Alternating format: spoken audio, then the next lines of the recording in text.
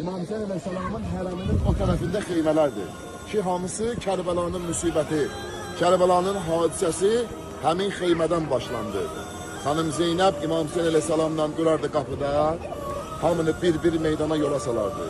Ta 71 nəfər tamam olana qədər İmam Hüseyin Aleyhisselam hamısını bir meydana yola saldı. Və nəhayət özü də gəldi bu torpaqda şəhid oldu. Amma Kərbəlaya çatanda İmam Hüseyin Aleyhisselam dedi xeymələr qurulsun. Birinci Əbəlfəz ağanın xeyməsi quruldu, sonra İmam Hüseynin xeyməsi quruldu. Hər kim İmam Hüseyin Aleyhisselama sözü olardısa əgər, Əbəlfəz ağanın yanına gələrdi, izin alardı, icazə alardı, ondan sonra gedərdi İmam Hüseyin Aleyhisselamın görüşünə. Bizlər də birinci Əbəlfəz ağanı ziyarət edəcəyik, Babər Həvaiz ağanı ziyarət edəcəyik bu gecə.